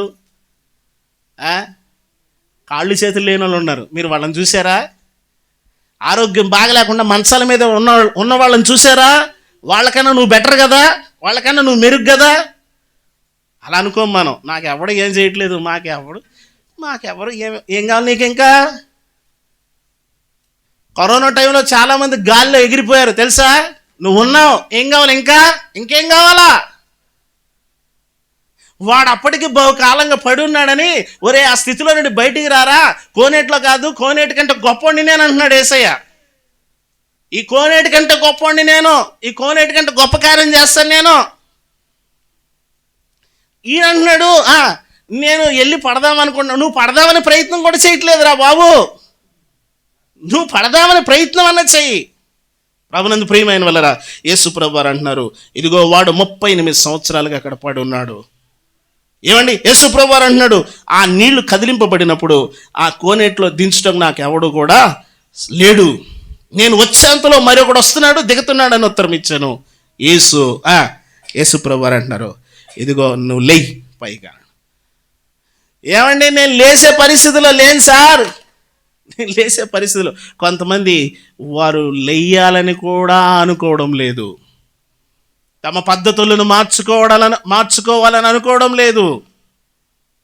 ఎవరో ఒక ఆయన అంటున్నాడు, ఏమండి సాయంత్రం అయితే 800 వస్తుంది, 400 తాగేస్తా అంటున్నాడు.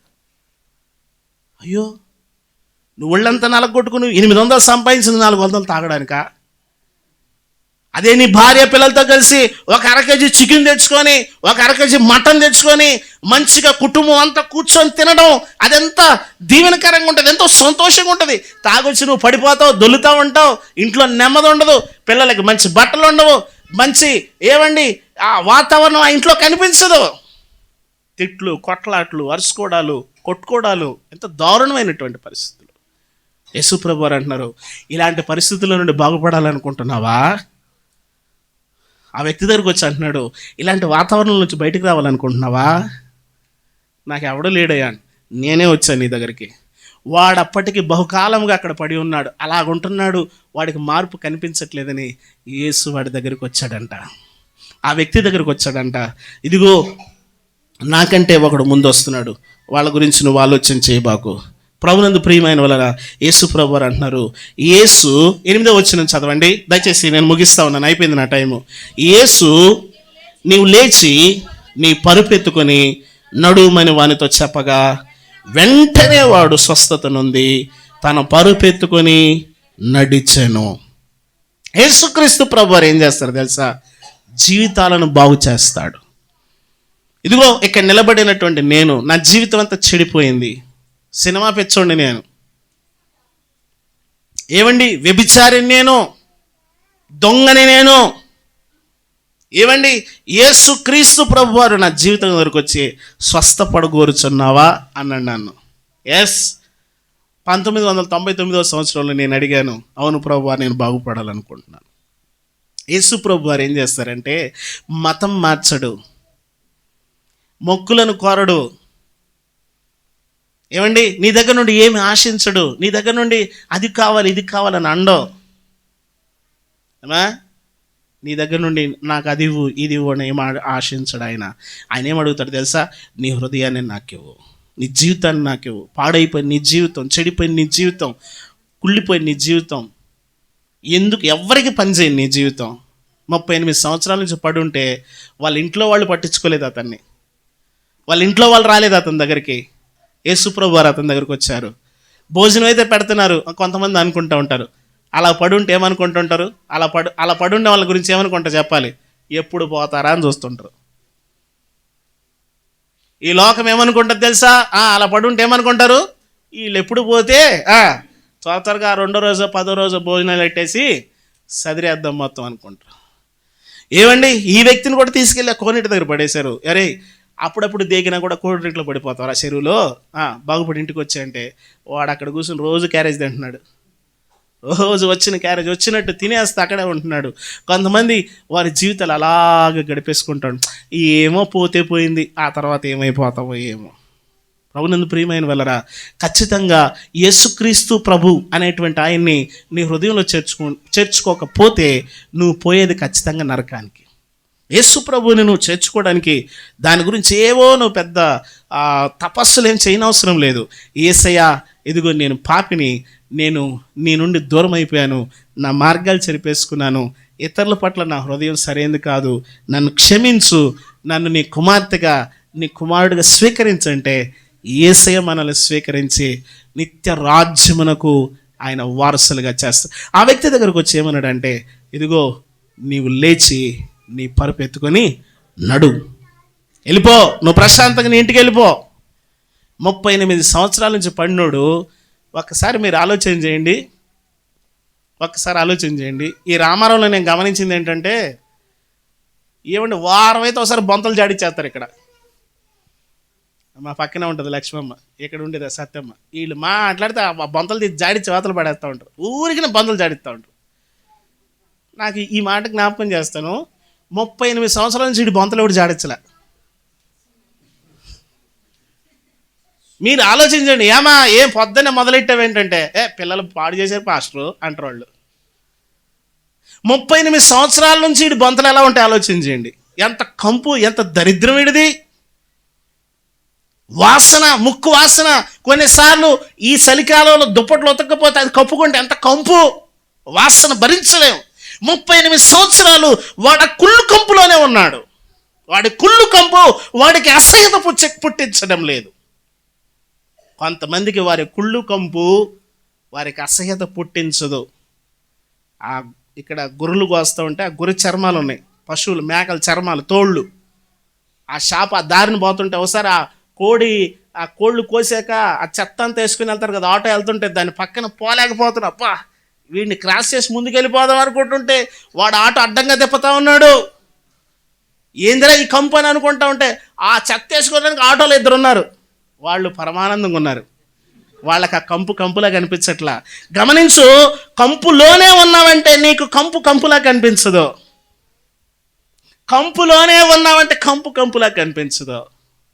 వాడు 38 సంవత్సరాల నుంచి ఆ బొంత కప్పుగానే పడుకుంటున్నాడు.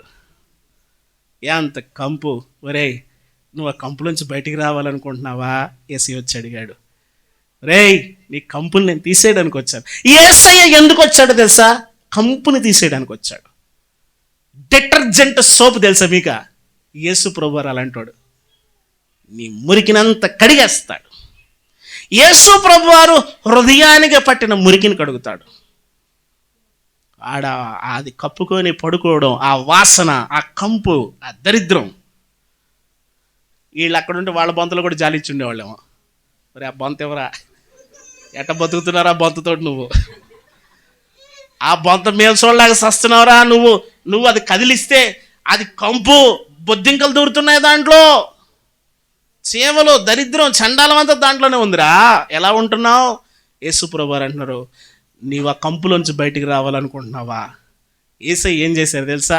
మనుషులను కంపులో నుండి బయటికి తీసుకొచ్చి ఇంపుగా చేయాలనుకుంటున్నాడు. అదే క్రిస్మస్. క్రిస్మస్ అంటే ఏంటి? చెట్టు, స్టారు, లైట్లు, కేకు, భోజనాలు కాదు. మనిషి కంపులో నుండి ఇంపులోకి రావడమే. అసహ్యతలో నుండి, చెడిపోయిన స్థితి నుండి, పాడైపోయిన స్థితి నుండి బాగుపడడమే నిజమైన క్రిస్మస్. యేసుక్రీస్తు ప్రభువారు ఈ లోకానికి ఎందుకు వచ్చారంటే మనుషుల్లో ఉన్న కంపుని తీసేసి ఆయన రక్తము చేత కడిగి మనుషుల్ని పరిశుద్ధపరచడానికి మహామహిమని విడిచి ఈ భూమి మీదకి వచ్చాడు. నీవు నోరు తెరిచి, యేసయ్య, నేను ఈ లోకమైన కంపులో, అసూయ అనే కంపులో, చెడిపోయిన కంపులో నేను బ్రతుకుతున్నాను. ఆ తోళ్ళు షాపులో వాడు కూర్చున్నట్టుగా ఆ కంపు నా కంపులా కనిపించట్లేదు. ఇదిగో యేసయ్య నీ దగ్గరకు వచ్చాక అది కంపు అని కనిపిస్తూ ఉంది, అది గలీజ్ అని కనిపిస్తుంది, అది అసహ్యంగా కనిపిస్తుంది. నన్ను దాంట్లోంచి బయటికి తీస్తావు అని అడిగితే యేసుప్రభు వారు ఖచ్చితంగా తీస్తారు. యేసుప్రభు వారు వచ్చిందే అందుకు. ఆయన దగ్గరకు వస్తేనే అది కంపు అని తెలుస్తుంది, లేకపోతే కంపు అని తెలియదు. వాడు అక్కడే కూర్చొని దాన్ని మడతేస్తున్నాడు, చక్కగా దానికి ఉప్పు రాస్తున్నాడు, మడతేస్తున్నాడు, పేరుస్తున్నాడు, ఒక మంచి ప్లాట్ఫామ్ లాగా పేరుస్తున్నాడు. వాడికి అది కంపులాగా లేదు. మనం ఆ దారిలో వెళ్తే అది మనకు కంపులాగా ఉంటుంది. యేసు ప్రభు దగ్గరికి వస్తేనే లోకం నీకు కంపులాగా కనిపిస్తుంది, అసహ్యంగా కనిపిస్తుంది. యేసు ప్రభు దగ్గరికి వస్తే ఆయన నిన్ను దీవిస్తాడు, నిన్ను ఆశీర్వదిస్తాడు, నీ కుటుంబాన్ని దీవిస్తాడు, నీ బిడ్డలు దీవిస్తాడు, నీ రాజ్యాన్ని నీకు ఇస్తాడు. ఆయనతో పాటు యుగ యుగాలు ఉండడానికి అవకాశం ఇస్తాడు. నోరు తెచ్చి ప్రార్థన చేద్దాం. దయచేసి స్థలాలు వంచండి, కళ్ళు మూసుకోండి. 38 సంవత్సరాల వాడిని బాగు చేశాడు. 38 సంవత్సరాలుగా రోగంతో పడిన వాడిని బాగు చేశాడు. 38 సంవత్సరాలుగా చెడిపోయిన వ్యక్తిని బాగు చేశాడు. నోరు తెరిచి ప్రార్థన చేస్తావా? యేసయ్యతో ఒక మాట చెప్పు. కళ్ళు మూసుకోండి, దయచేసి తలలు వంచండి. అమ్మ అమ్మ అమ్మ కదలద్దురా, ఎవరు కదలద్దు. చిన్న మాట, దయచేసి ఎవరు కదలద్దు. నోరు తెరిచి ప్రార్థన చేయండి. యేసయ్య దగ్గరికి వస్తే నీ కంపుని తీసేస్తాడు. నీ జీవితంలో, నీ ఇంట్లో ఏ కంపు ఉందని నేను నీ కంపుని బయటపడడానికి మాటలు చెప్పలేదు, కానీ యేసు ప్రభువారు మనిషి యొక్క ఆలోచనలను పరిశుద్ధం చేస్తాడు, నీ ఊహలు పరిశుద్ధం చేస్తాడు, నీ కుటుంబాన్ని పరిశుద్ధం చేస్తాడు, నీ భర్తను, నీ బిడ్డలను, నీ భార్యని, నీ కలిగిన వాటన్నిటిని దీవిస్తాడు. నీ జీవితంలో మలినం బయటకు పోవడమే నిజమైన క్రిస్మస్. నీ జీవితంలో అపవిత్రత పోవడమే నిజమైన క్రిస్మస్. దయచేసి ప్రభువా, నాలో ఉన్న అపవిత్రతను, నాలో ఉన్న పరిశుద్ధతను కడుగు, నన్ను క్షమించు అని నోరు తెరిచి యేసయ్యకి చెప్పగలవా? నన్ను క్షమించని నువ్వు ఆయన కోరితే ఆయన నిన్ను క్షమిస్తాడు. నీ బిడ్డలను దీవిస్తాడమ్మా, నీ బిడ్డలని దీవిస్తాడండి. ఇదిగో దేవుడు నిన్ను దీవిస్తే, ఇదిగో ఈ బిల్డింగుల కన్నా, ఇవన్న ఆస్తుల కన్నా ఇంకా అధికంగా దేవుడు నిన్ను ఆశీర్వదిస్తాడు. నోరు తెరిచి యేసయ్యకి, నాయన నన్ను క్షమించు, నన్ను పరిశుద్ధపరచు, నన్ను దీవించు, నీ బిడ్డగా చేసుకొని నోరు తెరిచి ఒక మాట చెప్పు. నువ్వు నోరు తెరవడం నీకు కష్టమే, అయినా నువ్వు నోరు తెరిచి మాట చెప్పు. నువ్వు నోరు తెరవలేవు, అపవాది నేను నోరు తెరవద్దంటాడు. నువ్వు బలవంతంగా నోరు తెరిచి యేసయ్యా నన్ను క్షమించు, యేసయ్యా నన్ను క్షమించు, యేసయ్యా నన్ను క్షమించని ఒక్క మాట చెప్పు. అదే క్రిస్మస్, అదే నిజమైన సంతోషం. ప్రార్థన చేద్దాం. మమ్మల్ని మిక్కిలిగా ప్రేమించిన మా ప్రియ పరలోకపు తండ్రి, నీకే వేలాది వందనాలు, స్తుతులు, స్తోత్రాలు స్వామి. నాయన నీ దాసులు నిలబెట్టి ప్రభువా, నాయన మేము ఏ స్థితిలో ఉన్నామో ప్రభువా స్పష్టంగా మీరు మాకు తెలియజేసిన గొప్ప దేవుడు స్వామి. అవునయ్యా నాయన, నీ ఎదుట మేము ఏమీ దాచలేం ప్రభువా. సమస్తము నాయన తేటగా చూడగలిగిన గొప్ప దేవుడు ప్రభువా. నాయన మా హృదయాంతరంగాలను పరిశీలన చేయగలిగిన గొప్ప దేవుడు స్వామి. నాయన మా యొక్క స్థితిని మేము నీ ఎదుట ఒప్పుకుంటున్నాం ప్రభా. అయ్యా మా స్థితి అంతటిని కూడా ప్రభా అమూల్యమైన రక్తంలో మమ్మల్ని కడగండి, పవిత్రపరచండి ప్రభా. నాయన ఏ స్థితిలో మేము ఉన్నామో నాయన ఆ స్థితి నుంచి ప్రభా నాయన విడిపింపబడి నాయన నీకు ఇష్టమైన వ్యక్తులుగా ప్రభా మేము జీవించగలగడానికి సహాయపడండి ప్రభా. నాయన నీవు మెచ్చేవారిగా మేము ఉండడానికి సహాయపడండి నాయన. మేము ఎదుటి వారికి ప్రభా ఉపయోగకరంగా ఉండడానికి కృప చూపించండి ప్రభా. అయ్యా మీరు మాకు వినిపించిన మాటలు ప్రభా ఎంత మాత్రము కూడా మేము విడిచిపెట్టక నాయన వాటిని మా హృదయాల్లో భద్రపరుచుకుని ప్రభా నాయన వాటి ప్రకారం మేము నడుచుకున్నట్టుకు మీరు కృప చూపించమని నాయన ఈ కొద్ది మాటలు ప్రభా నాయన మాకు ఆశీర్వాదకరంగా మీరు ఉంచమని నజరేయుడైన యేసుక్రీస్తు పుణ్యనామమున ప్రార్థించి బ్రతిమలాడి వేడుకుంటున్నాం తండ్రి. ఆమేన్. మంచిది. మనం క్రిస్మస్ కేక్ కట్ చేసిన తర్వాత మనం చిన్న ప్రార్థన చేసుకొని భోంచేసి మనం ఈ స్థలంలో నుండి సెలవు తీసుకుందాం.